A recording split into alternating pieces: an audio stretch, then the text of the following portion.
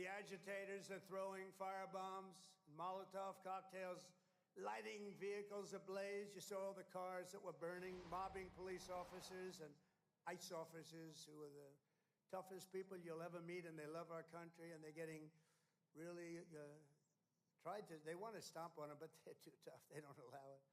And attempting to infiltrate and occupy federal buildings wearing armor and face shields. The best money can buy, somebody's financing it. We're going to find out through Pam Bondi and Department of Justice who it is. They're already on it. Who's financing all this equipment? Very professional. Under the Trump administration, this anarchy will not stand. We will not allow federal agents to be attacked, and we will not allow an American city to be invaded and conquered by a foreign enemy, and that's what they are. A lot of those people were let in here by the Biden administration. They just poured right in. They came from prisons, they came from jails from all over the world. They came from mental institutions. They were the leaders of gangs. They were drug lords allowed to come into our country. Their countries threw them out.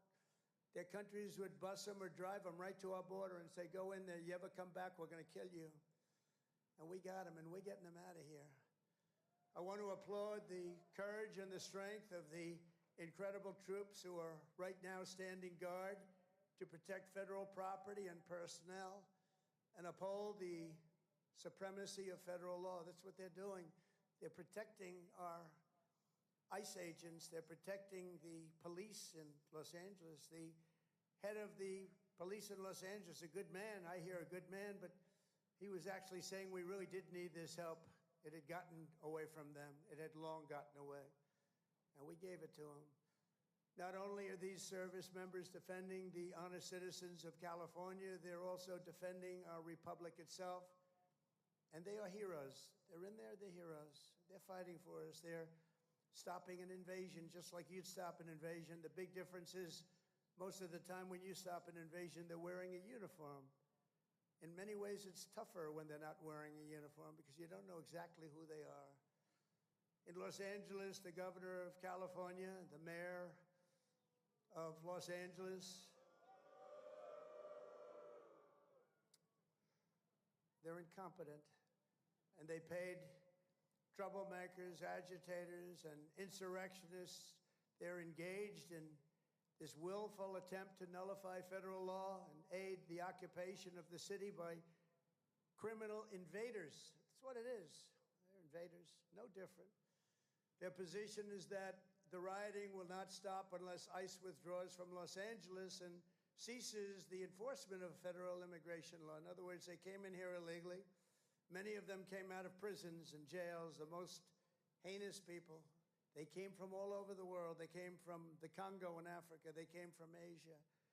They came from the prisons of these places.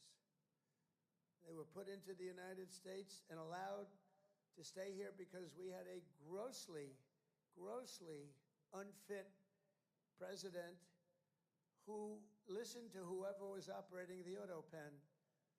And they allowed these people to stay. And by the way, I've known this guy for a long time. He was never the sharpest bulb.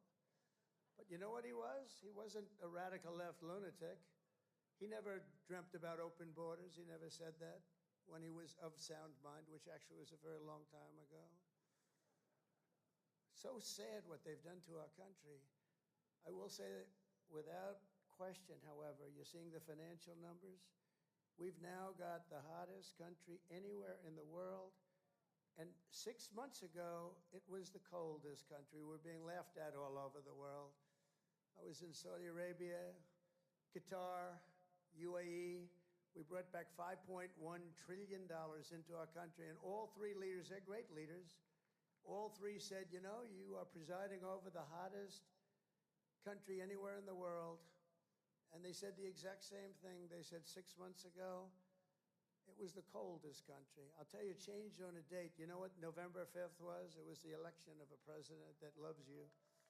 And that's when it all changed. That's when it all changed.